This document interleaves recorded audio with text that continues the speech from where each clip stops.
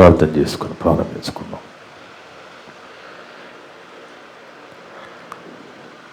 క్రీస్తు యేసునందు మమ్మల్ని అతి మిక్కిలిగా ప్రేమించిన మా పరలోకపు తండ్రి, మీ యొక్క పరిశుద్ధమైన ఘనమైన నామమును బట్టి స్తోత్రాలు, వందనాలు తండ్రి. గడిచిన వారమంతా కూడా మమ్మ కాచి కాపాడి మా కుటుంబాల్లో, మా జీవితాల్లో లోకపరంగా ఎలాంటి పరిస్థితులు వచ్చినప్పటికీ కూడా వాటన్నిటిని జయించే శక్తిని మందరికి ప్రసాదించి మందరి జీవితాలు ఈ విధంగా మరొక దినాన్ని ప్రవేశపెట్టి మరికొన్ని మాటలు కొద్ది కాలపు ఆదివారపు సంఘ కొడుకులో కూడుకొని పరిశుద్ధ గ్రంథం నుంచి నేర్చుకుని ఆలోచించే ధన్యత దయచేస్తున్న దేవా, స్తోత్రాలు, వందనాలు నాయన. వింటున్న ప్రతి ఒక్క బిడ్డని పేరు పేరున ముట్టండి, తాకండి, పరిశుద్ధపరచండి, బలపరచండి తండ్రి. ఒక సమయంలో పరిశుద్ధ గ్రంథం నుంచి గొప్ప సంగతులు మేమంతా కూడుకొని పరిశోధన చేస్తుండగా మందరికి పరిశుద్ధ ఆత్మస్థాన్ని ప్రసాదించండి తండ్రి. మాట్లాడే నాకు కూడా ఆత్మస్థాన్ని ప్రసాదించండి దేవా. నేను సత్యవాక్యం సరిగా బిగించి మాట్లాడే ఆత్మస్థాయిని దయచేయండి తండ్రి. మనుషులు సంతోషపెట్టే మాటలైనా మాట్లాడకుండా మిమ్మల్ని మాత్రమే సంతోషపెట్టే విధంగా మాట్లాడుకు కృప చూపండి తండ్రి. నన్ను నేను తగ్గించుకుని మేము మెచ్చిస్తూ మీకే కీర్తి మహిమ తెచ్చే విధంగా మాట్లాడే భాగ్యం ప్రసాదించండి దేవా. నా ద్వారా మాట్లాడే ప్రతి మాట వీటినందరూ హృదయాలలో ఫలింపచేయమని సమస్త ఘనత మహిమ ప్రభావాలు మీకే చెల్లిస్తూ మా ప్రభువును మా రక్షకుడును మీ ప్రియకుమారుడు అయిన యేసుక్రీస్తు వారి పరిశుద్ధ నామమున అడిగి వేడుకొనిచున్నాము తండ్రి, ఆమేన్. ముందుగా దేవునికి స్తోత్రం చెల్లిద్దాం. కూడి వచ్చిన సంఘస్థులకు, ఆన్లైన్ ద్వారా యూట్యూబ్ ద్వారా వింటున్న దేవుని బిడ్డలందరూ కూడా యేసుక్రీస్తు నామమున వందనాలు. దేవుని బిడ్డలారా, దేవుని మహాకృపను బట్టి మనమంతా ఈ విధంగా ఆదివారపు సంఘ కొడుకులు కూడుకొని మరి ఒక అతి ప్రాముఖ్యమైన అంశాన్ని పరిశుద్ధ గ్రంథం నుంచి నేర్చుకుని ఆలోచించే ధన్యత దయచేసిన తండ్రికి యేసుక్రీస్తు ద్వారా కృతజ్ఞతాస్తుతులు చెల్లిద్దాం. ఆమేన్. ఈరోజు దేవుడు సంఘాన్ని ఆన్లైన్ ద్వారా యూట్యూబ్ ద్వారా వింటున్న ప్రతి ఒక్క బిడ్డని ప్రేమించి మనందరి కోసం ఏర్పాటు చేసిన అంశం పరలోక రాజ్యానికి తాళపు చెవుల. పరలోక రాజ్యమునకు తాళపు చెవుల. చూడండి దేవుని బిడ్డలారా, మనుషులందరూ ఎక్కువ మంది దేవుని నమ్మేవారుగానే కనబడతారు. కొంతమంది దేవుడు లేడనే నాస్తికులు ఉంటారు. అంటే వాళ్ళు దేన్ని బట్టి నాస్తికులుగా అయ్యారంటే దేవుని నమ్మిన వాళ్ళని చూచి వాళ్ళ జీవితాలను బట్టి వీళ్ళు కొంతమంది నాస్తికులుగా మారిపోయినట్టుగా మనకు అగుపడుతూ ఉంటుంది. దేవుని నమ్మిన వారిని ఆస్తికులు అంటారు, నమ్మని వారిని నాస్తికులు అంటారు. అయితే దేవుని బిడ్డలారా, నాస్తికులు దేవుడు లేడు అనే వాళ్ళని దేవుడు పరిశుద్ధ గ్రంథంలో బుద్ధిహీనులు అన్నాడు. బుద్ధిహీనులు, బుద్ధి లేని వాళ్ళు అంటే ఈ సృష్టిని, ప్రకృతిని, దేవుని శక్తిని పరిశీలన చేయకుండా దేవుడు లేడు అంటున్నారు కాబట్టి వాళ్ళని దేవుడు బుద్ధిహీనులు అన్నాడు. అయితే ఎక్కువ మంది దేవుని నమ్మిన వారుగా కనబడుతూ ఉన్నారు. నమ్మిన వాళ్ళు అందరూ కూడా ఏదో రకంగా స్వర్గానికి, పరలోకానికి వెళ్ళాలి, పరమాత్మ దగ్గరికి వెళ్ళాలి, కైలాసం వెళ్ళాలి అనే ఆలోచనతోటే ఉంటున్నారు. కానీ ఆ పరలోకం వెళ్ళాలి అంటే, దేవుడున్న లోకం వెళ్ళాలి అంటే అక్కడికి వెళ్ళడానికి తాళపు చెవులు కావాలి అని బైబిల్ చెప్తున్నది. కానీ ఈ మాట విచిత్రంగా ఉంటుంది, ఈ మాట విచిత్రంగా అనిపిస్తుంది. పరలోక రాజ్యానికి ద్వారాలు, తలుపులు ఉన్నాయి, దానికి తాళం ఉన్నది, దానికి తాళపు చెవులున్నాయి అన్నట్టుగా ఇదేంటి విచిత్రంగా ఉన్నది అనిపిస్తూ ఉంటుంది. కానీ స్వయంగా ఇది యేసుక్రీస్తు ప్రభుల వారే మాట్లాడుతున్న మాట. దేవుని బిడ్డలారా, ఒకసారి పరిశుద్ధ గ్రంథంలోకి వెళ్ళి మత్తయి సువార్త 16వ అధ్యాయము, మత్తయి సువార్త 16వ అధ్యాయము 13 నుంచి 19 వరకు జాగ్రత్తగా చదువుతూ ఆలోచిద్దాం. మత్తయి సువార్త 16వ అధ్యాయము 13 నుంచి 19 వరకు.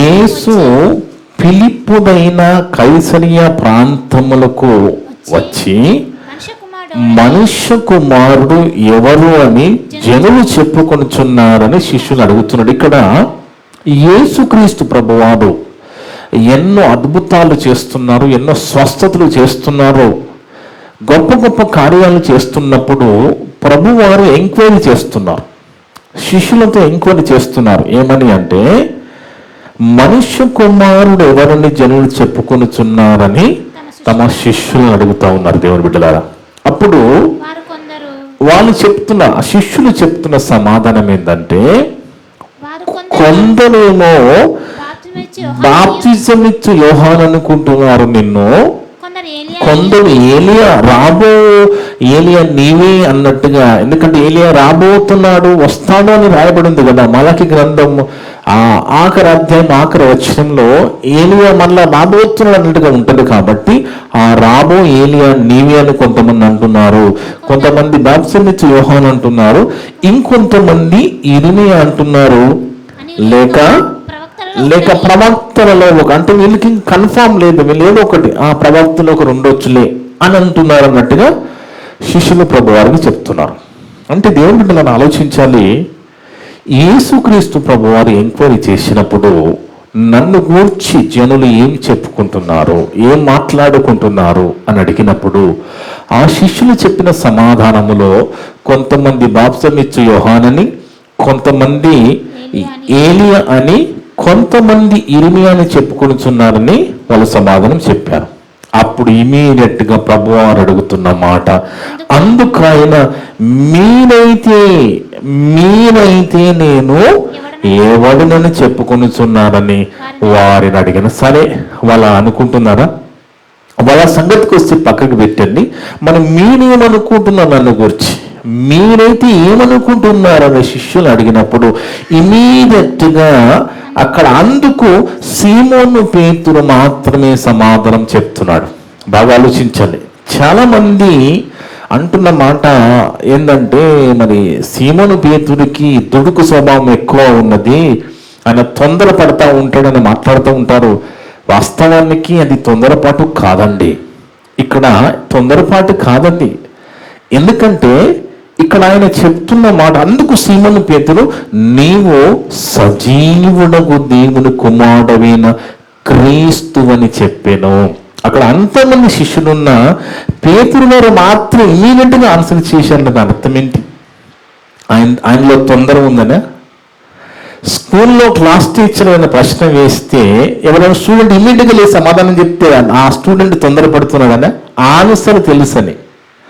ఆ స్టూడెంట్కి ఆన్సర్ తెలుసు కాబట్టి ఇమీడియట్ గా ఆన్సర్ చేస్తున్నాడు. అదే విధంగా ఇక్కడ పేతురు గారు గొప్ప విశ్వాసి. దేవుని బిడ్డలారా, ఆయన లేఖనములలో యేసుక్రీస్తును గూర్చిన ఎన్నో లేఖనాలు ఆయన తెలుసుకున్నవాడు, చదివినవాడు, ఆలోచన కలిగినవాడు. ఆ లేఖనములను బట్టి అంధ్య ద్వారా చెప్పబడిన మరి ఈ యేసుక్రీస్తే ఆయన అని నమ్మినవాడు, పరిశీలన కలిగి తెలుసుకున్నవాడు. కాబట్టి కన్ఫర్మ్ గా చెప్తున్నాడు ఏమని, అందుకు సీమోను పేతురు, ఎందుకంటే ఆ కాలంలో క్రీస్తు అని ఒప్పుకుంటే సమాజం మందిరం నుంచి వెళ్ళేస్తారు. అర్థమన్న దేవుని కదా. అలాంటి యూదులు ఎలాంటి వాళ్ళంటే, క్రీస్తు అని ఒప్పుకుంటే సమాజం నుంచి వెళ్ళేసే పరిస్థితి. అంత ఖచ్చితంగాను సజీవుడమైన, ఏమంటారు, అందుకు సీమోను పేతురు నీవు సజీవుడగు దేవుని కుమారుడైన క్రీస్తు అని చెప్పిన కన్ఫర్మ్ ఉన్నది. ఆయనకి క్లారిటీ ఉన్నది. ఆయన కన్ఫామ్గా తెలుసుకొని ఉన్నాడు, అంటే పరిశీలన చేశాడు. లేఖనముల ద్వారా చెప్పబడిన ఆ క్రీస్తు ఈయనే అని ఆయనకు అర్థమైపోయింది కాబట్టి ఇమీడియట్గా ఆన్సర్ చెప్పారు. అప్పుడు ప్రభువారు అంటున్నమాట, అందుకు యేసు, సిమోను బర్యోనా నీవు ధన్యుడవు, పరలోకమందున్న నా తండ్రి ఈ సంగతి నీకు బయలుపరచనే గాని నరుడు నీకు బయలుపరచలేదు అని ప్రభువారు అంటున్నారంటే, ఇక్కడ మనం ఆయనకి లేఖనముల యందు పరిశీలన కలిగి యేసుక్రీస్తు ఆయనని పిలువకు ముందే ఆయన భక్తి భావాలు కలిగిన వాడుగా కనబడుతున్నాడు పేతురు గారు. ఎందుకంటే దేవుని బిడ్డలారా, యేసుక్రీస్తుతో సుమారు 3,000 సంవత్సరాలు అపోస్తులలో కుటుంబాన్ని వదిలేసి తిరిగారండి. కుటుంబాలు, భార్య పిల్లల్ని, తల్లిదండ్రులు వదిలేసి తిరిగారు. పేతురు గారు వాళ్ళ వృత్తి ఏంటండి? చేపలు పట్టుకొని బ్రతికే వృత్తి. అలాంటిది మరి తండ్రి ఉన్నాడు, తల్లిదండ్రులు ఉన్నారు, భార్య పిల్లలు ఉన్నారు, అయినా కానీ యేసుక్రీస్తు పిలవగానే వచ్చేసాడంటే ఏదో యేసుప్రభువు రోడ్డు మీద పోతున్న అందరిని పిలిచినట్టుగా పిలవడం కాదది. ఆయన ఖచ్చితంగా మంచి భక్తి విశ్వాసం కలిగి ఉన్నాడు, ఆయన మంచి అవగాహన కలిగి ఉన్నాడు. అలాంటి ఆ కుటుంబం అంతా, పేతురు గారే కాదు, ఆయన భార్య కుటుంబం అంతా కూడా మంచి భక్తి విశ్వాసాలు కలిగిన కుటుంబం మనకు కనబడతా ఉన్నది. అందుకే 3 సంవత్సరాలు తండ్రిని, భార్య, పిల్లని వదిలేసి ప్రభువుతో పాటు తిరిగారంటే నేను ఆలోచించండి. ఎందుకంటే మనము సేవకి వెళ్తామండి, మధ్యాహ్నము పొద్దున బయలుదేరితే మళ్ళా తెల్లారి వరకల్లా మనం వచ్చి హైదరాబాద్ ఇంటూ పడిపోతాం, లేదా ఒక నైట్ హాల్టింగ్ చేసి 2 రోజులు వస్తాం. ఉద్యోగానికి వెళ్ళి సాయంత్రం వరకు ఇంటికి వచ్చింటే మనం రాలేదు. యేసు ప్రభుతో 3 సంవత్సరాలు భార్య పిల్లలు వదిలేసి సేవలో ప్రభుతో పాటు తిరిగినట్టుగా బైబిల్లో మనం చూస్తున్నామంటే దాని అర్థం ఏంటి అంటే, అంతగా డెడికేటెడ్గా వాళ్ళు దేవుని కోసం పని చేశారు, మంచి భక్తి. ఆయనకు నమ్మకం ఏంటంటే, లేఖనములో చెప్పబడిన, లేఖనముల ద్వారా పాత నిబంధనలో దేవుడు చెప్పిన ఆ క్రీస్తు ఈయనే అని తెలుసుకున్నాడు. కాబట్టి ఇక తెలుసుకున్న తర్వాత నా కుటుంబం, భార్య, పిల్లలంటే అది బుద్ధిహీనత అవుతుంది. కాబట్టి నా దేవుడు చూసుకుంటాడనే నమ్మకంతో, విశ్వాసంతో ప్రభుతో పాటు పేతురు గారు తిరిగారు. పేతురులాగానే ఎంతో మంది కూడా అపోస్తులు కూడా తిరిగారు. దేవుని బిడ్డలారా, బాగా ఆలోచించండి. ఎందుకంటే ఒక సందర్భములో పౌలు గారు మాట్లాడుతూ ఉంటారు. పౌలు గారు మాట్లాడుతూ ఏమంటారంటే, అపోస్తుల్లాగా భార్యను వెంటేసుకుని తిరిగి అధికారం మాకు లేదా అని మాట్లాడుతూ ఉంటారంటే, వాళ్ళు ఎంతగా కుటుంబాలుగా దేవుని సేవలు గడిపారు ఆలోచించండి. ఇప్పుడు ఉద్యోగం వదిలేసి వచ్చేసి నాతోనండి మీరు ఎంతమంది వస్తారండి? ఎంతమంది వస్తారో చెప్పండి. మీ ఉద్యోగాలు వదిలేసి రండి సేవకి వెళదామంటే ఎంతమంది రాగలరు? కానీ పేతురు గారిని పిలవగానే వాళ్ళని అక్కడ పడేసి కుటుంబాన్ని కూడా వదిలిపెట్టి ప్రభుతో పాటు వచ్చారంటే ఆయన తొందరపాటు ఉందని, ఆయనలో దుడుకుదనం ఉందనా? కాదు. దేవుని బిడ్డలారా, మంచి భక్తి విశ్వాసం కలిగిన వాడు. కానీ ఒకనొక సందర్భంలో మరి సముద్రం మీద నడవడానికి మొదలుపెట్టి కొంచెము అవిశ్వాసం పడి నడవలేకపోయాడు కావచ్చు, చిన్న తప్పిదాలు చేయొచ్చు. అలాగని ఆయనలో తొందర ఉన్నదే కాదు, ఆయన ఖచ్చితంగా మంచి భక్తిపరుడుగా, భక్తి గల కుటుంబం కనబడుతుంది. అలాంటి పేతురు గురించి ప్రభువారు, పేతురు నీవు ఎంతో పరిశోధన చేసి ఎంతో ఆలోచన కలిగి ఉన్న నీకు దేవుని కృప తోడుగా ఉన్నది కాబట్టి నువ్వు నన్ను గుర్తుపట్టావయ్యా అంటున్నాడు అక్కడ ప్రభువారు. చూడండి, అందుకు యేసు, సీమోను బర్యోనా నీవు ధన్యుడవు, పరలోకమందున్న నా తండ్రి ఈ సంగతి నీకు బయలుపరచనే గాని నరులు నీకు బయలుపరచలేదు. తర్వాత ఏమంటున్నారు? మరియు నీవెవరు? పేతురు అనగా రాయి అని అర్థం. వాస్తవానికి ఆయనకు సీమోను అనే పేరు ఉంటే ఆయన పేతురుగా యేసు ప్రభువు పేరు మార్చారు. నీవు రాయివి, నీవు పేతురువి, ఈ బండ మీద, ఇక్కడ బండలుగానే యేసుక్రీస్తు. అర్థమున్నది ఏంటి కదా? నువ్వు పేతురుని రాయైన నీవు ఈ బండ మీద పునాది అయిన ఈ సంఘానికి శిరస్సు క్రీస్తు అయినప్పుడు, ఆయననే పునాది అయినప్పుడు, ఆ పునాది బండ మీద నువ్వు రాయిగా ఉంటున్నావు. నువ్వు పేతురుని ఈ బండ మీద నా సంఘమును కట్టుదును. పాతాళ లోక ద్వారములు దాని ఎదుట నిలువ నీరవని నేను నీతో చెప్పుచున్నాను. బాగా ఆలోచించండి దేవుని బిడ్డలారా. పాతాళ లోక ద్వారములట ఆ సంఘము ఎదుట నిలువలేవు అంటే దాని అర్థం ఏంటి? చూడండి, పాతాళం అనేది ఎలాంటిదంటే ఎప్పుడు కూడా నోరు తెరిచి ఎవరిని మింగాలని చూస్తూ ఉంటది. ఒక మరి గొప్ప వాక్యూమ్ క్లీనర్ లాగా పీల్చేయడానికి మింగడానికి ఎదురు చూస్తూ ఉంటది. అందుకే ఆ పాతాళము నుంచి తప్పించుకోవాలి అంటే, ఆ పాతాళం నువ్వు మింగకుండా ఉండాలి అంటే నువ్వెక్కడ ఉండాలి? సంఘములో ఉండాలి. అర్థముందా దేవుడు? ఆ పాతలో ఎలా మింగుతుందో, ఎలాంటి వాళ్ళు మింగుతుందో ఒకసారి మళ్ళీ ఇక్కడికి వద్దాము. యెషయా గ్రంథం 5వ అధ్యాయం 14వ వచనం చూద్దాం. యెషయా గ్రంథం 5వ అధ్యాయము 14వ వచనంలో ఆ పాతాళం ఎలా మింగుతుందో, ఎవరిని మింగుతుందో అక్కడ రాయబడింది చూడండి దేవుడు. యెషయా గ్రంథం 5వ అధ్యాయము 14వ వచనం. అందుచేతనే పాతాళము గొప్ప ఆశ పెట్టుకుని అపరిమితముగా తన నోరు తెరచి చున్నది. చూడండి, పాతాళమట గొప్ప ఆశ పెట్టుకుని అపరిమితంగా నోరు తెరుస్తుంది మింగడానికి. ఏమైనా దొరికితే వాళ్ళని మింగడానికి మరి నోరు తెరిచి ఉన్నదట పాతాళం.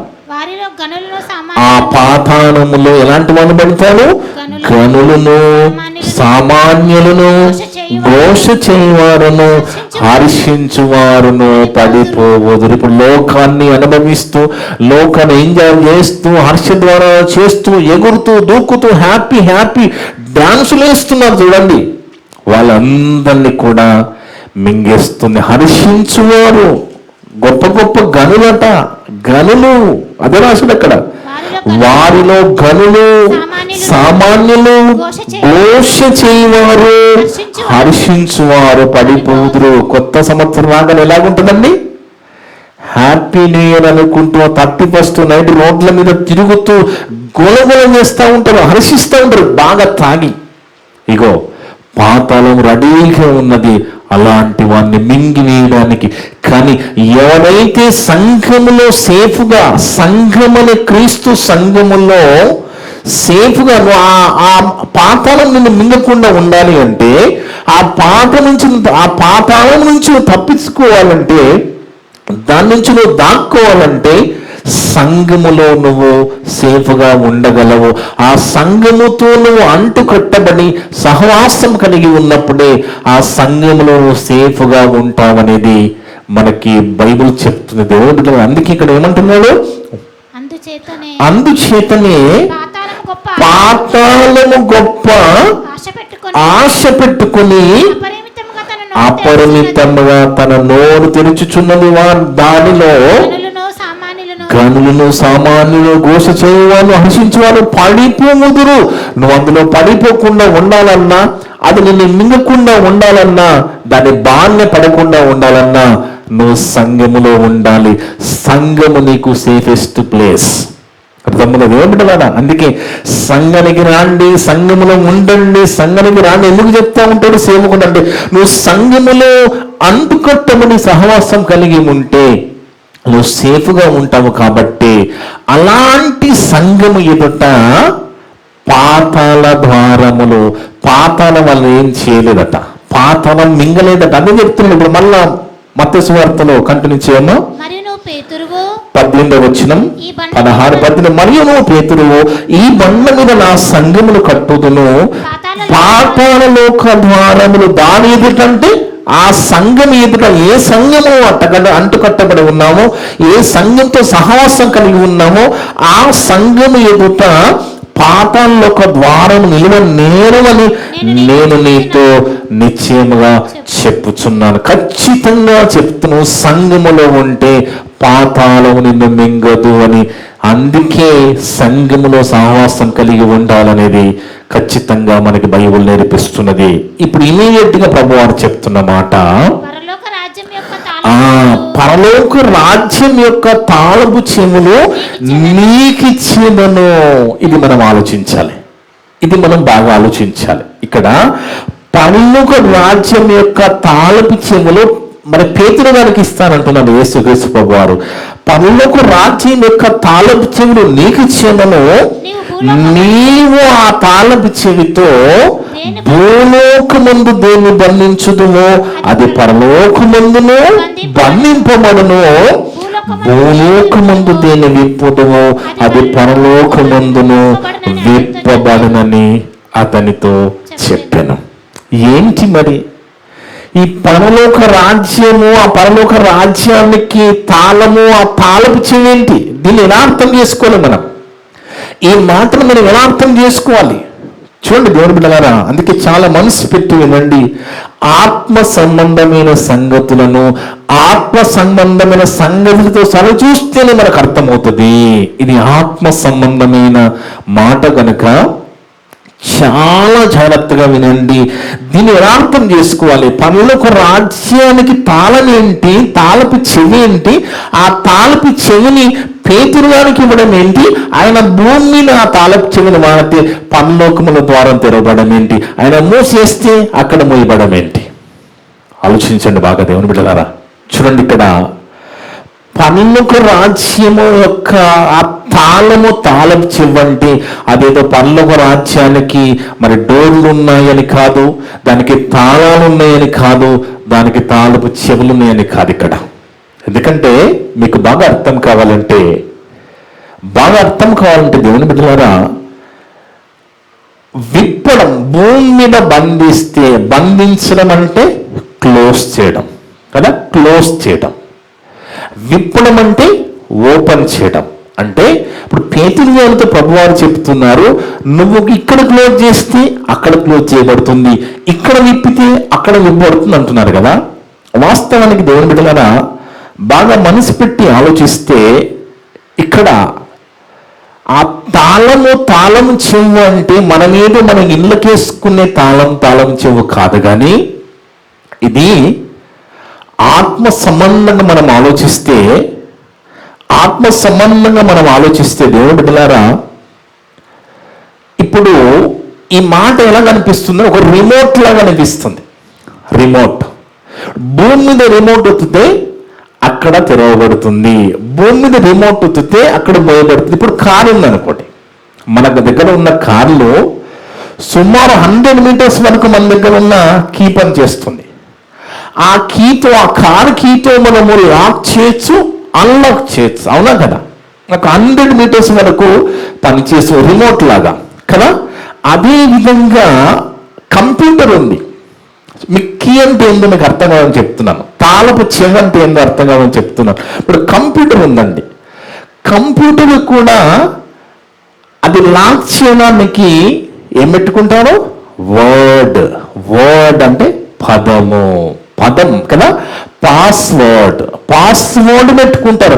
ఆ పాస్వర్డ్ ఎంటర్ చేస్తేనే కంప్యూటర్ ఓపెన్ అవుతుంది. అంటే దాన్ని లాక్ చేయడానికి ఏం మనం పెట్టుకుంటున్నాము? పాస్వర్డ్ పెట్టుకుంటున్నాం. అదే విధంగా ఫోన్ దగ్గరికి వస్తే ఫోన్ కూడా మనం లాక్ పెట్టుకుంటున్నాం, దానికి ఒక 4 డిజిట్స్ నంబర్ పెట్టుకుంటున్నాము కదా. లేదు అంటే దానికి కూడా కొత్త టెక్నాలజీలో ఫేస్ రికగ్నిషన్ వచ్చింది. ఫేస్ రికగ్నైజ్ చేసుకున్న ఫోన్ లాక్ అన్లాక్ అవుతున్నట్టుగా మనం చూస్తున్నాము కదా. ఇదంతా కూడా టెక్నాలజీ. అంటే ఇమేజ్ చూసి కూడా, ఇమేజ్ ద్వారా కూడా ఫోన్ ఓపెన్ అయ్యే అవకాశం ఉన్నది. లేదా వేలు ముద్ర పెట్టినా కానీ ఫోన్ ఓపెన్ అవుతుంది. ఇవన్నీ కూడా కీలు కదా, ఇదంతా కీ కదండి. లాక్ అన్లాక్ చేయడానికి కీ ఇది కీ. ఇది మనకు బాగా అర్థమవుతుంది. ఇది టెక్నాలజీ, ఇదంతా కూడా దేవుడు పెట్టిన టెక్నాలజీ. దేవుని బిడ్డలు, ఇదంతా కూడా మనుషులకి ఇది ఇచ్చినంతా కూడా దేవుడు పెట్టిన టెక్నాలజీ. ఇక్కడ పేతురు గారికి ఇచ్చిన తాళపు చెవి ఏంటి అంటే వర్చువల్ కీ. వర్చువల్ కీ అంటే ఆయన భూమి మీద ఉన్నాడు. భూమి మీద ఉన్న పేతురికి ప్రభు వారు చెప్తున్నారు, నువ్వు ఇక్కడ తాళం చెవి తిప్పితే అక్కడ తెరవబడుతుంది, నువ్వు లాక్ వేస్తే అక్కడ లాక్ అయిపోతుంది. అంటే అది ఏంటి అంటే దేవుని బిడ్డలారా, అది గాడ్స్ కీ. గాడ్స్ కీ అర్థముందండి. అది దేవుని యొక్క మాట, అది పదం దేవుని యొక్క మాట. అందుకే ఇది గాడ్స్ కీ అని నేను ఎలా చెప్పగలనని ఒకవేళ మీరు ప్రశ్నిస్తే ఒకసారి పరిశుద్ధ గ్రంథంలోకి వెళ్ళి చూద్దాము. లూకా సువార్త 11వ అధ్యాయము, లూకా సువార్త 11వ అధ్యాయము 52 నుంచి చూద్దాం. లూకా సువార్త 11వ అధ్యాయము 52 నుంచి 54 వరకు. అయ్యో ధర్మశాస్త్రోపదేశం. ఈ కీ ఏంటో చూస్తున్నాం. ఇప్పుడు తాళపు చెవి అన్నాడు కదా, ఆ తాళపు చెవితో నువ్వు భూమి మీద బంధిస్తే పనులకు బంధించబడుతుంది, ఇక్కడ విప్పితే అక్కడ విప్పబడుతుంది అంటున్నాడు కదా. ఆ తాళపు చెవి ఏంటి, ఆ కీ ఏంటో మనం ఇక్కడ చూస్తున్నాం. అయ్యో ధర్మశాస్త్రోపదేశకులారా, మీరు జ్ఞానమును తాళపు చెవిట. ఏంటంటే ఇది జ్ఞానమనే తాళపు చెవి. పేతురు గారికి ఇచ్చిన తాళపు చెవి ఏంటి? జ్ఞానమనే తాళపు చెవి. అంటే బాగా గుర్తు పెట్టుకోండి, యేసుక్రీస్తు ప్రభువారు భూమి మీదకి వచ్చే కాలానికి, అపోస్తుల సేవ చేసిన కాలానికి కూడా భూమి మీద అప్పటికి కూడా ధర్మశాస్త్రం ఉన్నది. ఆ ప్రభువారు ధర్మశాస్త్రాన్ని కొట్టేశారు, మార్చేశారు. కానీ ఇంకా కూడా చాలా మంది ధర్మశాస్త్రంలో బతికే వాళ్ళుగా ప్రభువారి కాలంలో కూడా ఉన్నారు కదా. అలాంటి ధర్మశాస్త్ర బోధకులకు పరిశీలకు కూడా కీ ఇచ్చాడు దేవుడు. కీ ఉన్నది వాళ్ళకు కూడా. అంటే పరలోకాలు తెరిచే తాళపు చెవి జ్ఞానమని కీ వాళ్ళకు కూడా ఇచ్చాడు. కానీ వాళ్ళు ఏం చేశారంటే దాన్ని తీసేశారనమాట. అది దాని అర్థం. చదవమ్మా. అయ్యో ధర్మశాస్త్ర ఉపదేశకులారా, మీరు జ్ఞానముని తాళపు చెవిని ఎత్తుకొని పోతురంటే దాని అర్థం ఏంటి? వాళ్ళకి కూడా, అంటే పాత నిబంధన కాలానికి సంబంధించిన ఆ ధర్మశాస్త్రం లోబడే వాళ్ళకి కూడా కీయబడింది, జ్ఞానమనే కీయబడింది. వాళ్ళు కూడా జ్ఞానాన్ని బట్టి మరి ఇక్కడ ఓపెన్ చేస్తే వాళ్ళు కూడా ఓపెన్ అవుతుంది. కానీ వాళ్ళు ఏం చేశారంటే దాన్ని తీసేశారట. అర్థముందా అండి? వాళ్ళకి కూడా జ్ఞానమే కావాలి.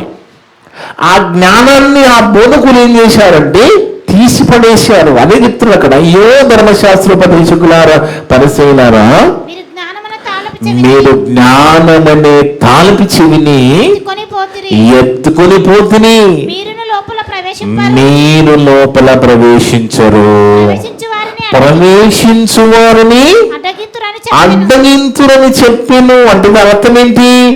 ఆ జ్ఞానం ఏ కీతో అయితే ఆ పనిలో ఓపెన్ అవుతుందో దాన్ని ఆ బోధకులు ఏం చేశారండి? తీసేశారు, లేకుండా చేశారు. చేసి దాని స్థానంలో ఏం తీసుకొచ్చారు వాళ్ళు? ఆచారాలు, పద్ధతులు. మీరు బయటికి వెళ్ళొస్తే కాళ్ళు చేతులు కడుక్కోవాలి, చేతులు కడుక్కొని భోజనం చేయాలి, మీ దగ్గర ఇతర పాత్రలకి మరి జ్ఞానస్నానం ఇవ్వాలి, కడగాలి, ఇవన్నీ కూడా తీసుకొచ్చేసాను. జ్ఞానాన్ని ఎత్తివేశారు. కానీ ఆ జ్ఞానము అనే తాళపు చెవి ఉంటేనే పరలోక రాజ్యము ఓపెన్ చేయబడుతుంది.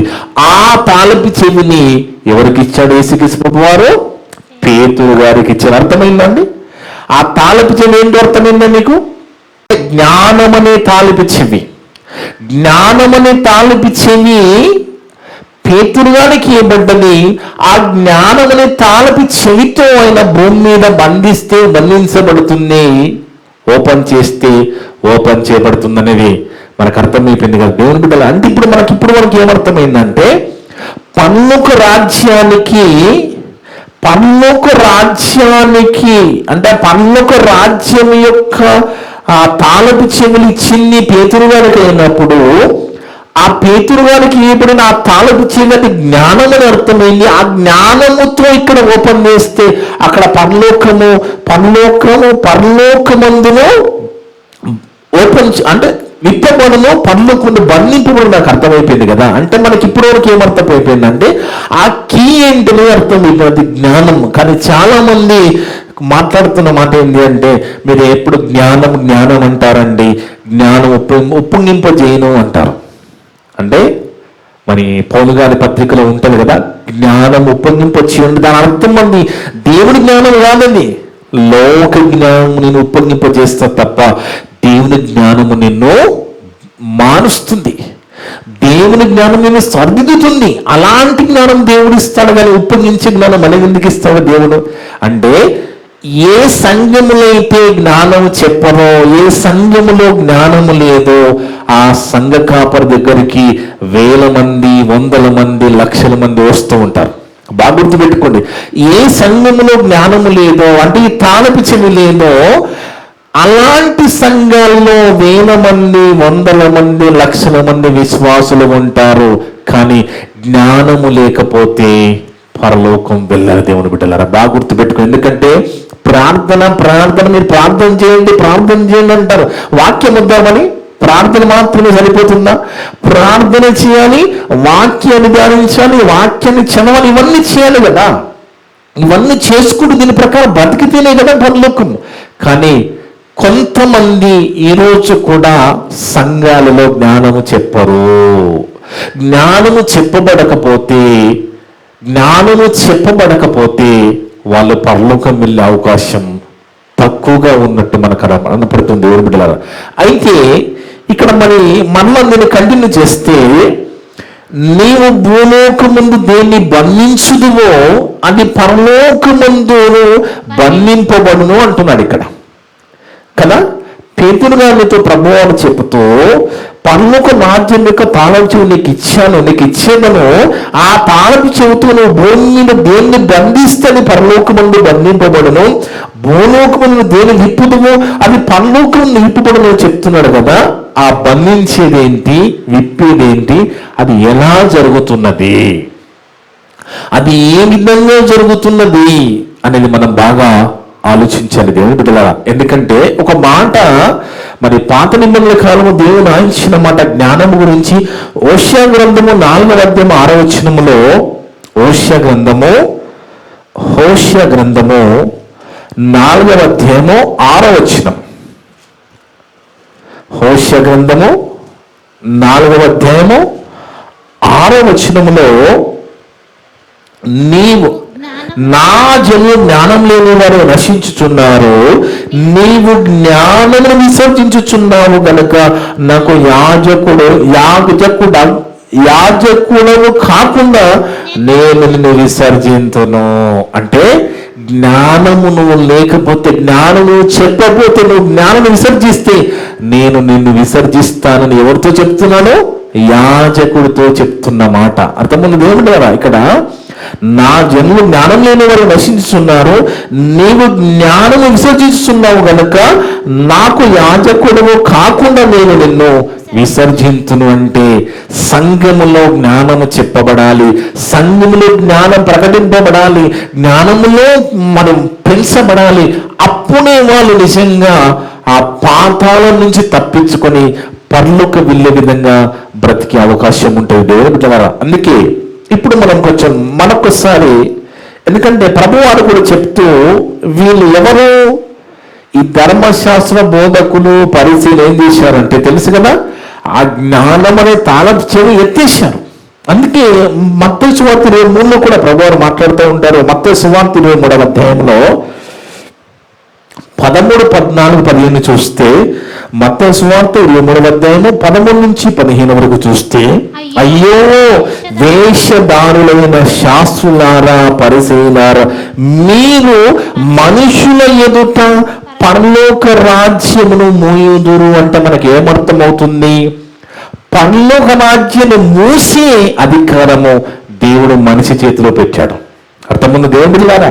దేవుడు ఎంత గొప్పవాడో చూడండి. దేవుడు ఎంత గొప్ప ఆలోచన కలిగిన వాడు. ఒక పరలోక రాజ్యానికి ద్వారం మూసే అధికారం మనిషి చేతిలో పెట్టాడు. బాగా అర్థం చేసుకోండి. అదే ఇక్కడ రాస్తున్నాడు ప్రభువారు అంటున్నారు, అయ్యో వేషధారులైన శాస్త్రులారా పరిసయ్యులారా, మీరు మనుషుల ఎదుట పరలోక రాజ్యమును మోయుదురు, మీరందులో ప్రవేశింపరు, ప్రవేశించు వారిని ప్రవేశింపనీయరు. అంటే దాని అర్థం ఏంటి? ఎలా మూసేశారు వాళ్ళు ఎలా మూసేశారు? ఎలా మూసేశారంటే జ్ఞానముని ఎత్తేసారు. జ్ఞానం లేకుండా చేశాడు కాబట్టి మొయ్యబడిపోయింది. అంటే మనిషికి ఉన్న ఒక సేవకునికి ఉన్న అధికారం చూడండి. ఒక సేవకుడు, వీళ్ళంతా సేవకులే కదా కాలంలో, వాళ్ళే కదా సంఘం నడిపే వాళ్ళు. అలాంటి వారికి కూడా జ్ఞానం అవసరము, పరలోక రాజ్యం తేవబడాలి అంటే. కానీ వాళ్ళు దాన్ని ఏం చేశారు?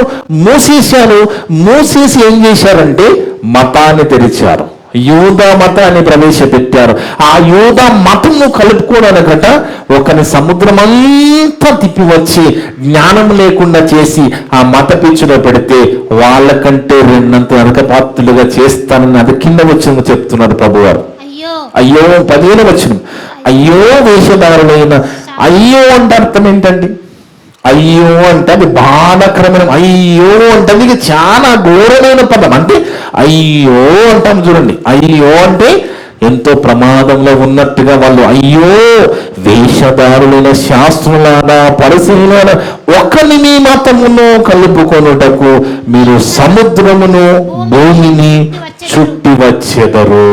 చూడండి, ఏం చెప్పి, ఆచారాలు చెప్పి, పద్ధతులు చెప్పి, బయటికి నుంచి రాగానే చేతులు కాళ్ళు కడుక్కోవాలి, చేతులు కడుక్కొని భోజనం చేయాలి, ఇవన్నీ నేర్పించి సముద్రమంతా చుట్టూ వచ్చి మతంలోకి చేర్చుకుంటారట. అతను కలిసినప్పుడు అతన్ని మీకంటే రెండంతలు నరకపాత్రులుగా చేస్తారంటే అంత ఏమర్థమవుతుంది ఇక్కడ? ఏమర్థమవుతుంది? పరలోక ద్వారము వీళ్ళకి ముయ్యబడిపోయింది. వాళ్ళే మూసేసుకున్నారు కదా. ఇప్పుడు కలుపుకున్నవాడు, కలిపిన వాడు ఇద్దరికి రెండంతలు నరక మాత్రమే. అర్థం ఏంటి దేవుని బిడ్డలారా? ఇద్దరు కూడా పాతాళ ద్వారాలు వాళ్ళ కోసం తెరబడి ఉన్నాయి. అది వాక్యం కేవలం రెడీగా ఉన్నది పిలిచేయడానికి. అందుకే దేవుని బిడ్డలారా, ఆ జ్ఞానం అనే తాళపు చెవి పేతురు గారికి ఇచ్చాడు. ఆ పేతురు ద్వారా జ్ఞానం అనే తాళపు చెవి ద్వారా మరి మొదటి సంఘము స్థాపించక ముందు మొదటి ప్రసంగం చేశాడు. అవునా కదా? ఎప్పుడైతే పెంతెకోస్తు పండుగ దినమున పరిశుద్ధాత్మ దేవుడు దిగిన తర్వాత ఆ జ్ఞానం అనే తాళపు చెవితో ప్రసంగం చేశాడు. కాబట్టి ఆ మాటలు విన్న 3000 మందికి పరలోక ద్వారాలు తెరవబడ్డాయి. అర్థముంది దేవుడు బిడ్డలా? చాలా లోతైన మాటలు, చాలా మనసు పెట్టి అర్థం చేసుకుంటే తప్ప అర్థం కాని మాటలు. అంటే ఆ ఇయ్యబడిన ఆ యొక్క తాళపు చెవి, ఆ జ్ఞానమని తాళపు చెవి ద్వారా పేతురు గారు ప్రసంగిస్తే 3000 మంది యొక్క మనోన్నతి వెలిగించబడ్డాయి. వాళ్ళకి పరలోక ద్వారములు తెరవబడ్డాయి. అంటే ఒక మనిషిని, ఒక సేవకుని చేతిలో, ఒక మనిషిని చేతిలో దేవుడు ఎంత అధికారం ఇచ్చాడు. ఇక్కడ బంధిస్తే అక్కడ బంధించబడుతుంది, ఇక్కడ మోస్తే అక్కడ మోయబడుతుంది అంటున్నాడంటే దీన్ని కొంచెం మనం వివరంగా పరిశుద్ధ గ్రంథంకి ఆలోచిద్దాం. ఈ ముయ్యడం ఏంటి, తెరవడం ఏంటి అనేది ఒక్కసారి. ఈ అధికారం ఎవరికి ఇచ్చారు? ఈ అధికారం, ఈ మోసే అధికారం తెలిసాము. ఆ అధికారం ఇప్పుడు ఎవరికి ఇవ్వబడ్డది? కొత్త నిబంధన కాలంలో ఒక్కసారి బైబిల్కి వెళ్ళి మనం పరిశీలన చేస్తే మత్తయి సువార్త 18వ అధ్యాయము, మత్తయి సువార్త 18వ అధ్యాయం 15 నుంచి 18 వరకు చూస్తే దేవుని బిడ్డలారా, మత్తయి సువార్త 18వ అధ్యాయము 15 నుంచి 18 వరకు. మరియు నీ సహోదరుడు ఎడల తప్పిదం చేస్తే నీవు పోయి నీవును అతడును ఒంటరిగా ఉన్నప్పుడు అతనిని గద్దించు. అంటే నీ ఎడల నీ సహోదరుడు తప్పిదం చేశారండి. ఇద్దరు చర్చికి వెళ్ళే వాళ్ళే తప్పు చేశాడు. నువ్వేం చేయాలంటే అతని దగ్గరికి వెళ్ళి గద్దించాలి. నువ్వు తప్పు చేశావని గద్దించాలి. గద్దించు. అతడు ఒకవేళ నీ మాట విని ఎడలా నీవు సహోదరుని సంపాదించుకో. అంటే ముందు ప్రాముఖ్యత నీ సహోదరుని పోగొట్టుకోవద్దు. నువ్వు గద్దించి తప్పు తెలియజేసి నువ్వు ఆ సహోదరుని సంపాదించుకోవాలి, పోగొట్టుకోవద్దు. అలా నువ్వు చేశావు. అతడు వినిన ఎడల ఒకవేళ నువ్వు గద్దించిన తర్వాత అతను వినలేదండి, పట్టించుకోలేదు, అతను వినని ఎడల ఏం చేయాలి? 2-3 సాక్షుల నోట ప్రతి మాట స్థిరపరచబడినట్లు నీవు ఒకరిద్దరిని వెంటబెట్టుకుని అతని యుద్ధకు పోవాలి. ఎవరు లోకంలో తిరిగే అవారా తిరిగే వాళ్ళని కాదు, సంఘములో ఉన్న వాళ్ళని ఒకరిద్దరు తీసుకుని పోయి అతని దగ్గరికి మళ్ళా వెళ్ళాలి. నువ్వు వెళ్ళిన తర్వాత అతను వారి మాట వినని ఎడల, ముందు నువ్వు ఒంటరిగా చెప్పావు, దేవుడు చెప్పమన్నాడు కాబట్టి పట్టించుకోలేదు, 2-3 తీసుకుని పోయావు సంఘస్థులను, అయినా వినలేదు, అయినా పట్టించుకోలేదు. అక్కడ అతను వారి మాట వినని ఎడల ఆ సంగతి సంఘానికి చెప్పాలి. నువ్వు ఎవరికి చెప్పాలి? సంఘానికి ఉన్న అధికారం. చూడండి, దేవుడు సంఘానికి ఎంత అధికారం ఉన్నది, సంఘానికి ఎంత అధికారం ఉన్నది, ఆ సంఘానికి చెప్పాలి. నువ్వు ఆ విషయం ఎవరు చెప్పాలి? సంఘమునికి తెలియజెప్పము. అతను సంఘం మాట కూడా వినలేదు. ముందు నువ్వు అన్ని చేసిన తర్వాత సంఘానికి చెప్పాలి. సంఘం మాట కూడా వినలేదు అనుకో, అతనిని నీకు అన్యులుగానో సుంకరుగానో ఎంచుకుని అంట. విననివాడు నీకు అన్యుడు, పాపి. సుంకరులుగా పాపి అని అర్థం. అంటే మీకు ఏమర్థం కావాలి? సంఘముకి ఇచ్చిన అధికారం, సంఘముకి ఇచ్చిన అధికారం ఏంటి? కింద చెప్తున్నాడు 18వ వచనం. అక్కడ ఏ మాట అయితే పేతురు గారితో యేసుప్రభువు వారు మాట్లాడారో అదే మాట ఇక్కడ చెప్తున్నారు.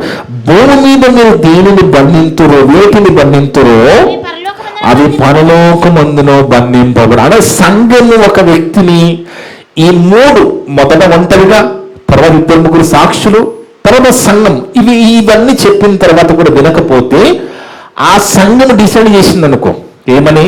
ఇక ఈయన పనికిరాడు, ఈయన వినడు అనే సంఘం డిసైడ్ చేస్తే, ఒకసారి అతని సంఘం డిసైడ్ చేసి పక్కకు పెడితే అతని ఎదుట ఆ సంఘం ఏం చేస్తుంది? పరలోక ద్వారాన్ని లాక్ చేసేస్తుంది. అర్థంగా దేవుడు కదా సంఘానికి ఉన్న అధికారం.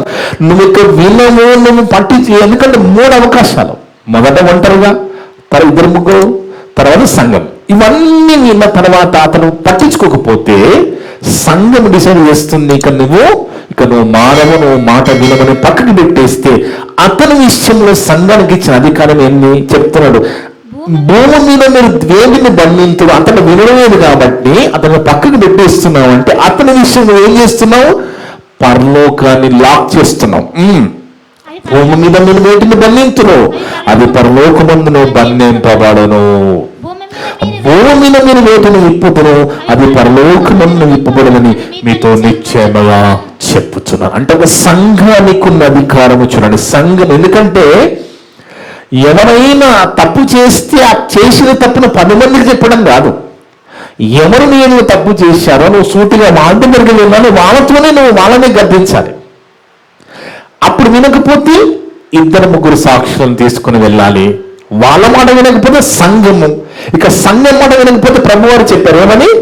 ఇక సంఘానికి ఉన్న అధికారం ఏంటి? అలాంటి వారికి పరలోక ద్వారము లాక్ చేసే అధికారం ఎవరికుంది? సంఘానికి ఉన్నది. అందుకే ఒక మంచి మాట పౌలు గారు చెప్తా ఉంటారు చూడండి. 1 కొరింథీ పత్రిక 6వ అధ్యాయము 1 కొరింథీ పత్రిక 6వ అధ్యాయము 1 నుంచి 6 వరకు చూస్తే దేవుని ద్వారా 1 కొరింథీ పత్రిక 6వ అధ్యాయము 1 నుంచి 6 వరకు ఇక్కడ మంచి మాటలు రాయడం నేర్చుకుని. 1 కొరింథీ పత్రిక 6వ అధ్యాయం 1 నుంచి 6. మీలో ఒకనికి మరొకని మీద వ్యాజ్యం ఉన్నప్పుడు, బాగా వినండి, ఎందుకంటే మనమంతా క్రైస్తవులం, క్రీస్తు నమ్మిన వాళ్ళం, క్రీస్తులో ఉన్న వాళ్ళం, క్రీస్తు సంఘములో చేర్చబడిన వాళ్ళం, క్రీస్తు తన స్వరక్తంచే కొన్న సంఘం మనం. అలాంటి సంఘంలో ఉన్న మనతో చెప్తున్నాడు, మీలో ఒకరికి మరొకరి మీద వ్యాజ్యం ఉన్నప్పుడు వాడు పరిశుద్ధుల ఎదుట గాక, చూడండి, పరిశుద్ధుల ఎదుట అంటే సంఘస్థుల ఎదుట, విశ్వాసుల ఎదుట కాకుండా అనీతిమంతుల ఎదుట వ్యాజ్యం అయ్యుట తెగింపు అంటున్నా. అంటే అన్యుల మధ్య నువ్వు గొడవ పెట్టుకుంటున్నావు అంటే నువ్వు తెగిస్తున్నావు, జాగ్రత్త. అర్థముందండి? విశ్వాసులైన వారు అన్యుల ముందు గొడవ పడుతున్నారు, అన్యుల ముందు అరుస్తున్నారంటే నువ్వు తెగింపు చేస్తున్నావు. నువ్వు ఎందుకు? దేవునికి అది అవమానం, దేవుణ్ణి అవమానపరుస్తున్న వీళ్ళు దేవుని బిడ్డలంట, వీళ్ళు చర్చకి వెళ్తారన్న, వీళ్ళు చూడు అని అవకాశం ఇస్తున్నాను వాళ్ళకి. అదే చెప్తున్నాడు ఇక్కడ. మీలో ఒకరికి మరొకరి మీద వ్యాజ్యం ఉన్నప్పుడు వాడు పరిశుద్ధులు ఎదుట గాక అనీతిమంతుల ఎదుట వ్యాజ్యం అడుగు తెగించుచున్నానా? తెగింపు వద్దు. ఎందుకంటే పరిశుద్ధులు లోకములకు తీర్పు తీర్చుదని మీరు ఎరగరా? మీరెవరు? సంఘంలో ఉన్న పరిశుద్ధులైన మీరు లోకానికి తీర్పు తీర్చేది మీరు. మనం వెళ్ళి సువార్త ప్రకటిస్తే ఆ సువార్తను వాళ్ళకు నమ్మితే వాళ్ళ ఎదుట మన పనుల ద్వారా తెలుస్తున్నాం. అర్థమన్న దేవుడు కదా. అంటే బైబిల్ మట్టుకుంటే పిక్చర్లాగా చూస్తుంది లోకం. బైబిల్ మట్టుకోవడం అంటే మామూలు విషయం కాదు. లోకానికి తిరుగు తీర్చుకుని వెళ్ళిపోతున్నాడు సేవకుడు వాడు. బైబిల్ పట్టుకునే వాళ్ళందరినీ చీపనుకుంటుంది లోకం. కాదు, దేవుని అంత అధికారం ఉన్నది. సేవకునికి, సంఘానికి అంత అధికారం ఉన్నది. అందుకే చెప్తున్నాడు అక్కడ, పరిశుద్ధుల లోకంలో తీర్పు తీర్చుతున్న మీరు ఎరుగరా? మీ వలన లోకంలో తీర్పు జరగవలసి ఉండగా మిక్కిన అల్పమైన సంగతులను కూర్చి తీర్పు తీర్చడం మీకు యోగ్యత లేదా? మనము దేవదూతలుగా తీర్పు తీర్చుదమని ఎరగరా? సంఘస్థులు, సంఘములు బిడవారా, సంఘమా ఆలోచించండి. ఎంత గొప్ప అధికారము సంఘానికి ఇచ్చాడు దేవుడు. మనమంతా ఎవరనుకుంటున్నాం? పరిశుద్ధులుగా ఉన్న మనము లోకానికి తీర్పు తీర్చే వాళ్ళం, దేవదూతలకు తీర్పు తీర్చేవాళ్ళం. అలాంటి మీరు ఎవరితో ఒకరు గొడవ అయితే అది పబ్లిక్గా తిట్టుకొని మీరు తెగిస్తున్నారు, దేవుడికి అవమానం తెస్తున్నారు. ఒక్కరు లేరా మీలో పంచాయతీ తీర్చడానికి సంఘములో అంటున్నాడు అక్కడ పౌలు గారు. ఒక్కరు లేరా? కోర్టులకు, పోలీస్ స్టేషన్కి వెళ్ళడం ఎందుకు? సంఘం అసలు చెప్పిన వాళ్ళు లేరా మీకు బుద్ధి? అదే చెప్తున్నాడు కింద మండలి. చదవమ్మా. ఈ జీవన సంబంధమైన సంగతుల గురించి మరి ముఖ్యంగా తీర్పు తీర్చవచ్చును కదా. కాబట్టి ఈ జీవన సంబంధమైన వ్యాజ్యములు మీకు కలిగిన వల్ల వాటిని తీర్చుటకు సంఘములు ధృవీకరింపబడే వారిని కూర్చున్నబెట్టదురా. బయట వాళ్ళని తీసుకొచ్చి వాళ్ళతో పంచాంగం తెప్పించుకుంటారా? సిగ్గులేనా అంటున్నాడు. మీకు సిగ్గు రావాలని చెప్పుచున్నాను. ఏమి? తన సహోదరుల మధ్యన వ్యాజ్యం తీర్చగల బుద్ధిమంతులు మీరు ఒకడైనను లేడా? అంటే నువ్వు కోర్టుకి వెళ్తావా? పోలీస్ స్టేషన్కి వెళ్తావా? అన్ని దగ్గరికి వెళ్తావా? అన్నిటి ముందు వెళ్తావా? నీ సంఘంలో ఒక్కరు లేడా నీకు బుద్ధి చెప్పడానికి? ఎందుకంటే నీకున్న అధికారం ఏంటి? సంఘానికి ఉన్న అధికారం ఏంటి? పరిశుద్ధునికి ఉన్న అధికారం. లోకానికి తీర్పునిచ్చే అధికారం ఇచ్చాడు కదా మనకి. దేవుడితో తీర్పునిచ్చే అధికారం ఇచ్చాడు కదా దేవుని బిడ్డలాగా మనకి. బాగా ఆలోచించండి. ఇంత గొప్ప అధికారము పరిశుద్ధులకి ఇచ్చాడంటే ఆ పరిశుద్ధులు, ఆ సంఘం ఒకరి విషయంలో నిజంగా చెప్పిన మాట వినకపోతే సంఘం డిసైడ్ చేసి పక్కన పెడితే అతని విషయంలో పరలోక ద్వారములు మొయ్యబడతాయి. అందుకే దేవుని బిడ్డలారా, ఈ పరలోక రాజ్యానికి తాళపు చెవిలో జ్ఞానం అనే ఒక తాళపు చెవి, ప్రేమ అనే ఒక తాళపు చెవి, సంతోషం అనే ఒక తాళపు చెవి, దీర్ఘశాంతం అనే ఒక తాళపు చెవి, ఆత్మ ఫలాలు 9 ఫలాలని ప్రతి ఒక్కటి తాళపు చెవి. అవన్నీ మనము కలిగి ఉండాలి. వాటన్నిటితో మనం పరలోక రాజ్యం యొక్క మరి ఆ ద్వారాలు తెరిచే అవకాశం ఉన్నది. ఎందుకంటే సత్క్రియలు, జ్ఞానము, ప్రేమ, మరి సాత్వికము, విశ్వాసము, ఆశా నిగ్రహము, దీర్ఘశాంతము, ఇవన్నీ మనము కలిగి ఉన్నప్పుడు ఇవన్నీ ఒక్కొక్క తాళపు చెవి. దేనికి? పరలోక ద్వారము తెరవడానికి. కానీ వాళ్ళు ఏం చేశారు? ఆ జ్ఞానాన్ని లేకుండా చేశారు. అంటే జ్ఞానం లేకుండా చేయడం అంటే పరలోక ద్వారాన్ని మూసేశారు. దేవుని బిడ్డలు బాగా వినండి, మీకు అర్థమైంది కదా, క్లారిటీ వచ్చింది కదా. అసలు తాళపు చెవి ఏంటి? ఆ తాళపు చెవి అనేది ఒక జ్ఞానమనే తాళపు చెవి కాదు, ప్రేమనే తాళపు చెవి. ప్రేమ కూడా తాళపు చెవి దేవుని బిడ్డలారా. ఎందుకంటే చూద్దాం ఒక మంచి మాట. ఇంకా సంఘానికి ఇచ్చిన అధికారం చూడండి. యోహాను సువార్త 20:23. యోహాను సువార్త 20:23. యోహాను సువార్త 20:23. మీరు ఎవరి పాపములు క్షమింతురో. ఎవరు చెప్తున్న మాట ఇది? సంఘానికి చెప్తున్న మాట. 20:23.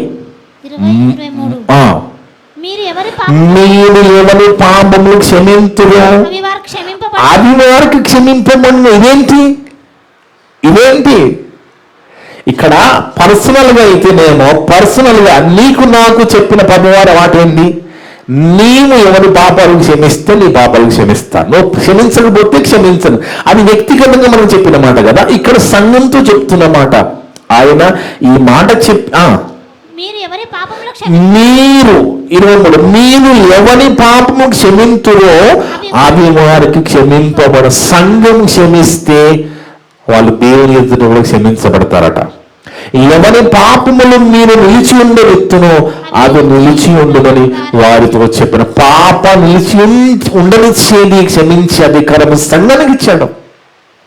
సంఘం కాపరికి, సంఘ సేవకునికి ఎంత బాధ్యత ఇచ్చారో చూడండి, ఎంత అధికారం ఇచ్చారో చూడండి దేవుని బిడ్డలారా.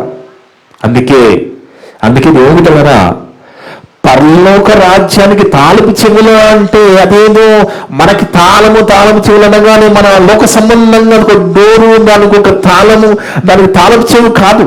కీ పాయింట్, ఒక ఐడియా, ఒక రిమోట్ కంట్రోల్ లాగా పనిచేస్తుందంటే మనిషికి ఎంత అధికారం ఇచ్చాడు దేవుని మీద. బైబుల్ మన చేతిలో పెట్టి దాన్ని చదువుకోరా, దాని ప్రకారంగా బతికి రారా అంటే ఎంత జ్ఞానం కలిగిన దేవుడు. అంత జ్ఞానం కలిగిన దేవుడు ఇన్ని మన చేతిలో పెట్టిన తర్వాత మనం వాటిని నిజంగా ఉపయోగించుకుంటూ మనం దేవుని కోసం బ్రతికి, దేవుని కోసం జీవించి ఆయన పనులు చేసుకుంటూ వస్తే ఖచ్చితంగా మనం పనులకు వెళ్తాం కదా దేవుని బిడ్డలారా. అంటే ఒక విశ్వాసకి, ఒక పరిశుద్ధునికి, ఒక సంఘానికి, ఒక వ్యక్తికి నువ్వు పరలోక ద్వారము మూసేసే అవకాశము, తెరిచే అవకాశం ఇచ్చాడు. ఆనాడు పేతురుకి ఇస్తే ఆయన ప్రసంగిస్తే 3000 మంది, అలా కొన్ని వేల మంది వాళ్ళ ద్వారా రక్షణ పొందేట్టుగా మనం చూస్తాం. ఈరోజు మనం కూడా బైబిల్ చేతబట్టి మనం బైబిల్లో సంగతులు చెప్పినప్పుడు ఆ వ్యక్తి మారినప్పుడు ఆ వ్యక్తి మనం ఏం చేస్తున్నాము? పరలోక ద్వారాలు తెరుస్తున్నాం.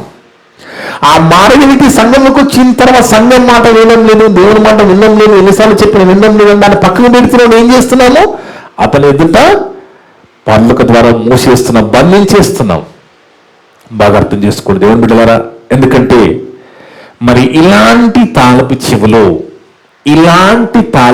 మీ దగ్గర ఉన్నాయా? ఎలాంటి తాళపు చెవి? జ్ఞానం అనే తాళపు చెవి, ప్రేమ అనే తాళపు చెవి. ప్రేమ, సంతోషం, సమాధానము, దీర్ఘశాంతము, దానితత్వం, మంచితనం, విశ్వాసము, సాత్వికం, ఆశనిగ్రహము, సత్క్రియలు, ఇలాంటి తాళపు చెవులు మీ దగ్గర ఉన్నాయా? మా దగ్గర ఇక్కడ ఉన్నాయండి, మాకెవరు ఇచ్చారంటున్నారా? మీ చేతిలో ఉన్న గ్రంథంలోనే అవన్నీ ఉన్నాయి. నీ చేతిలో ఉన్న, నా చేతిలో ఉన్న ఈ పరిశుద్ధ గ్రంథంలో ఏమున్నది? జ్ఞానం ఉన్నది, ప్రేమ ఉన్నది, సమాధానం ఉన్నది, సత్క్రియలు ఉన్నాయి, ఆత్మఫలాలు ఉన్నాయి. ప్రతిదీ మన చేతిలోనే గ్రంథంలో ఉంటే దాన్ని చదవకుండా పక్కకి పెడితే మరి మన తాళం మూయబడుతుంది. జాగ్రత్త. ఎందుకంటే ఇంత అధికారాన్ని ఇచ్చి, ఇన్ని మనకు చెప్పి, నేర్పించి, అది అన్ని నీ చేతిలోనే పెట్టాను. నేను ఆలోచించాను, ఒక మనిషి అనే వానికి నిజంగా దీన్ని బట్టి దేవునికి మహిమ కలుగును గాక, ఆయనకు స్తోత్రాలు చెల్లించాలి. మనం ఒక మట్టి మనుషులుగా మనకి పరలోక ద్వారము మూసి తెరిచే అవకాశం ఇచ్చారంటే అది ఎంత గొప్ప ధన్యత, ఎంత గొప్ప భాగ్యం. ఆలోచించండి. మనం ఏమన్నా పోతున్నామో వస్తున్నాం, మనం ఏందన్నా విశ్వాసమండి, ఇన్ని సంవత్సరాలు చర్చికి వెళ్తున్నామో కాదండి. మనకిచ్చిన అధికారము, మనకిచ్చిన ఆధిక్యత, మనకిచ్చిన గొప్పతనము, భాగ్యము. మనము నోరు తెరిచి సువార్త ప్రకటిస్తే సువార్త అవతల వాడు వింటే, వాడు మారితే, ఆ మారిన వ్యక్తి దగ్గర ఆయన ముందు మనం ఏం చేస్తున్నామో? పరలోక ద్వారాలు తెరుస్తున్నాం. పరలోక రాజ్యము సంఘం అండి. పరలోక రాజ్యం ఆ సంఘం. ఆ సంఘంలోకి నువ్వు తీసుకుని వస్తున్నావంటే ఆ వ్యక్తికి నువ్వు పరలోక ద్వారాలు తెరుస్తున్నావు అని అర్థం. అందుకే దేవుని బిడ్డలారా, అవన్నీ గ్రంథంలో, పరిశుద్ధ గ్రంథంలో ఉన్నాయి. అవన్నీ మనం బాగా చదువుకోవాలి, కన్ఫ్యూజ్ కావద్దు. ఏమైనా డౌట్ ఉంటే నేను అడగమని చెప్పాను. చాలా జాగ్రత్తగా పరిశీలన చేయాలి, ఎక్కువ టైం స్పెండ్ చేయాలి మీరు. ఎందుకంటే లోకంలో మేము బిజీ అండి అంటే దేవుడు అస్సలు పట్టించుకోను. నేనే పట్టించుకోనండి, దేవుడు అస్సలు పట్టించుకోను. లోకం బిజీ, దేవునికి అక్కర్లేదు.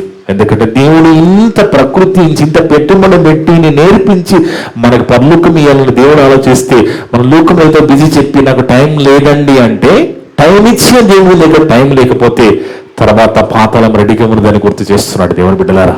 ఎందుకంటే ఆయన తన కుమారుని యేసుప్రభువుని భూమి మీదకి పంపించి ఆయన తన స్వరక్తం ఇచ్చి సంఘాన్ని కొని ఆ సంఘంలో మనల్ని చేర్చి, అంటే మన ఎదుట ఆ తాళపు చెవి మనకే ఇచ్చి, ఆ పర్లోక రాజ్యం తాళపు చెవి మన చేతిలో పెట్టి, నువ్వు బంధిస్తే బంధింపబడుతుంది, మూసేస్తే మూసేయబడుతుంది చెప్పిన తర్వాత కూడా మనమే మూసేసుకుంటున్నా. ఆలోచించండి. అలా కాదు దేవుని బిడ్డలారా. అలా మనం ఉండకూడదు. ఒక మంచి మాట నేను రాత్రి పడుకునే ముందు మరి కుటుంబ ప్రార్థనలో చదువుతున్నప్పుడు ఒక మాట గుర్తు చేసుకున్నాం. ప్రసంగ గ్రంథం 7వ అధ్యాయం 15వ వచనంలో ఇక్కడ సొలొమోను భక్తుడు, ఆయన ముందు మనం దేనికి పనికిరామండి. ఆయన జ్ఞానం ముందు, కానీ ఆయనకున్న ఆస్తి పాస్తులు, ఆయనకున్న పదములు, ఆయనకున్న వివేకము ముందు మనం దేనికి పనికిరాం. అలాంటి సొలొమోను రాజు 7:15 ప్రసంగి గ్రంథమమ్మ వ్యర్థ సంచారంలో ఉంటుంది చూడండి. నా వ్యర్థ సంచారముల కాలములో ఏందట? నా వ్యర్థ సంచారముల కాలం అంటే ఆయన సంచారములన్నీ వ్యర్థములని. ఆయన అంటే రాజు చక్రవర్తి అంటే మన సంచారం గొప్పగా, మన సంచారం ఏమైనా పనికొచ్చేదివా? ఆలోచించండి. మన ఇంకా వ్యర్థం. ఎందుకంటే ఈ లోకం మంచిది కాదు, లోకం బాగా లేదండి, లోకం పరిస్థితులు బాగా లేవు. కాబట్టి మనం ఇంకా జాగ్రత్త పడుతూ ఉండాలి, ఇంకా దేవునికి దగ్గరవుతూ ఉండాలి, ఇంకా దేవుళ్ళు గడుపుతూ ఉండాలి, దేవుళ్ళు బలపడుతూ ఉండాలి, దేవునికి సమయం ఇస్తూ ఉండాలి, వెచ్చిస్తూ ఉండాలి. ఆయన చెప్తున్న వ్యర్థ సంచారములన్నీ కాలములో నేను వీటన్నిటిని చూచి తిని. చూడండి, ఆయన చూస్తే రకరకాలుగా ఆయనకు అనుభవం వచ్చేసింది. అంత వ్యర్థ సంచారము, ఇది వ్యర్థం వ్యర్థం వ్యర్థం అంటాడు ఆయన, ఆ భక్తుడు, సొలొమోను భక్తుడు. కానీ దేవుని బిడ్డలారా, మనము కూడా పరలోక రాజ్యానికి తాలూకు చెవులేంటో మనకు తెలిసిపోయింది. ఆ చెవులని జ్ఞానం మన సంఘంలో దేవుడు మనకు నేర్పిస్తున్నాడు, ప్రకటిస్తున్నాడు. మన చేతిలో ఇంత అధికారం పెట్టారంటే మనము పరలోక రాజ్యాన్ని మూసి తెరిసే అవకాశం మన చేతిలో పెట్టినప్పుడు మనం ఎంత జాగ్రత్తగా ఉండాలనేది ఆలోచించండి. ఆనాడు వాళ్ళు బోధకులు మూసేశారు, కానీ ఈరోజు మనకి మన ఆలోచనలు బట్టి, దేవుని కృపను బట్టి ఆ పరలోక రాజ్య ద్వారాలు మనకు తెరవబడ్డాయి. అవునా కదా? క్రీస్తు ఎవరో మనకు అర్థమైంది. ఆనాడు పేతురుతో పడిన అపోస్తులకు కూడా అర్థం కాలేదు. కొంతమంది అనుమానపడ్డారు, పేతురు గారు మాత్రమే కన్ఫర్మ్గా మాట్లాడారు.